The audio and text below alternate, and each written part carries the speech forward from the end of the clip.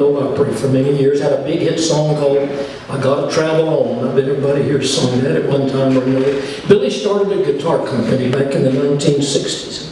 And in an effort to get his guitars publicized around the country and around the world, he gave about a half a dozen of us models of the Grammar guitar so that we would go out on tour and we'd play it and people would see us playing it and they would think, well, maybe that's a pretty good guitar, maybe I ought to get one. He gave me one, he gave Porter Wagner one, he gave several different ones at the Opry, the Grammar guitars.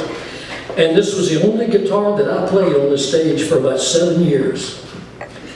And I don't know what happened to it after those 7 years. I don't know if I donated it to a museum, or loaned it to somebody and never got it back.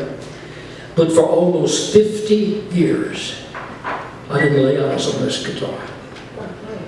About 5 weeks ago, 5 or 6 weeks ago, my secretary got an email from a man in Phoenix, Arizona. He said, I run a pawn shop in Phoenix.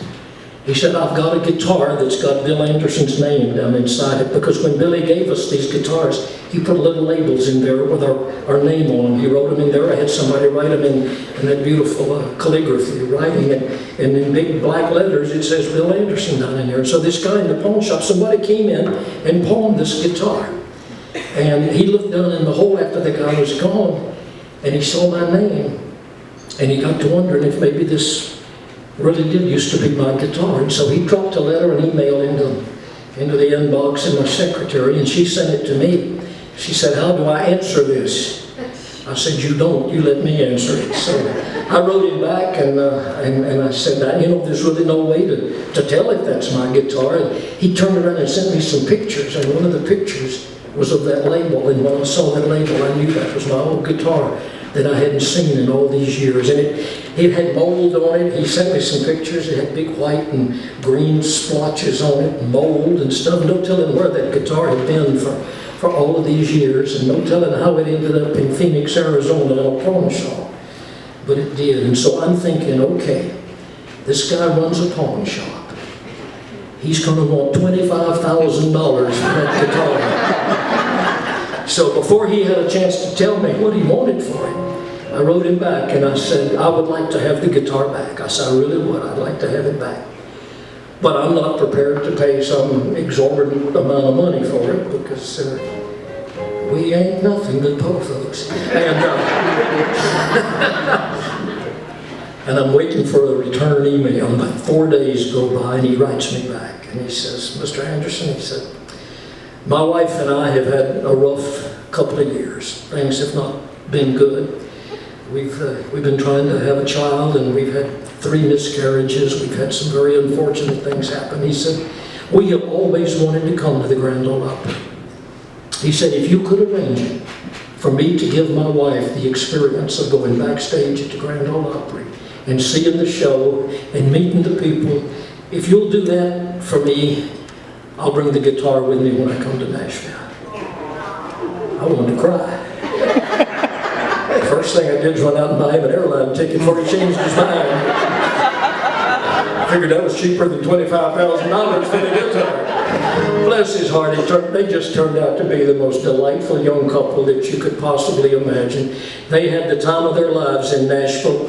He actually came on stage carrying this guitar and presented it to me on stage at the Grand Ole Opry. And I looked at it and I said, where you been? You ran out on me. I don't know, to this day, I don't know where the guitar has been. And the thoughts that have gone through my mind are like, I know there's a YouTube video of me playing this guitar in 1970 or 71 on the Johnny Cash show on ABC television. And there's other pictures of it floating around, so it was authentic that the guitar belonged to me. I wanted to know the story of where it's been, and I've wondered, as I've held this guitar, I've wondered, I bet you I wrote some songs on this guitar. I had to have, because it was the only guitar I played for years and years, and I've wondered maybe what some of the songs might have been. I probably sat up in my little den at home and pulled all the shades down and turned the lights down low and got as miserable as I could get. Wrote some of them sad country songs. I got a feeling I might have written this one on this guitar. I don't know. You've already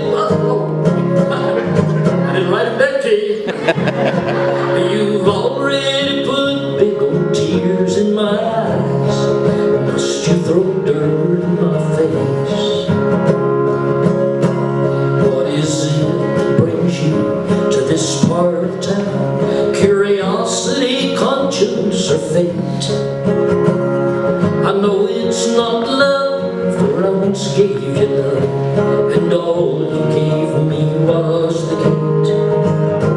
I got a feeling you've come back to just rub it in and really put me in my place. You've already put big old tears in my eyes. Must you throw dirt in my face? You've already put big old tears in my eyes. Must you throw dirt in my face? Everybody from the Louvin Brothers to Waylon Jennings to Elvis Costello recorded that song, and I got a feeling it started out on this guitar, and I got a feeling this one did too. Once a day, all day long, and once a night, from dusk till dawn. The only time I wish you weren't gone is once a day, every day, all day long. Once a day, every day, all day long. Recorded by the great Connie Smith.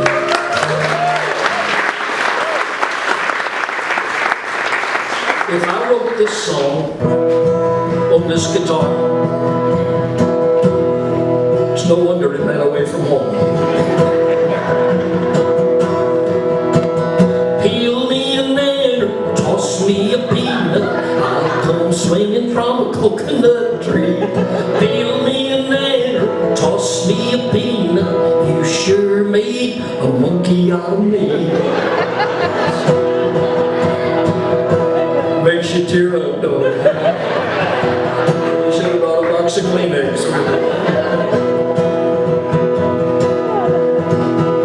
I forget how it starts. I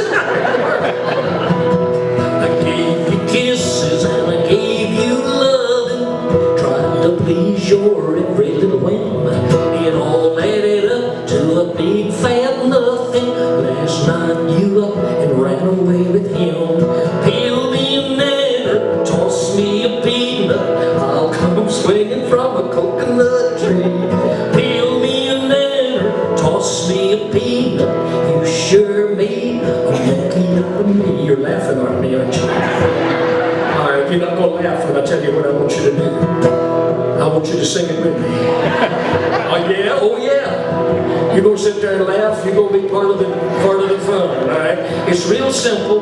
All you have, we'll practice it one time. All the words are, peel me a nanner. Peel me a nanner. God, that's awful. Toss me a peanut. Toss me a peanut. And I'll do the part about swinging from the coconut tree and all that stuff. And then you come back in again and say, peel me a nanner.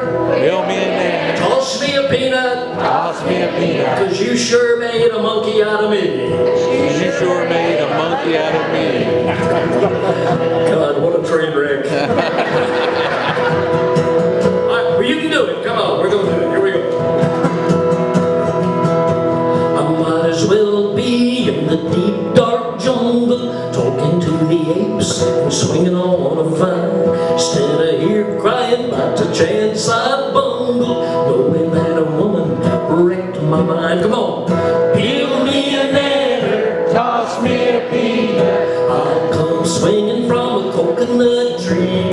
Peel me a nanner, toss me a peanut, you sure made a monkey out of me. 'Cause you sure made a monkey out of me.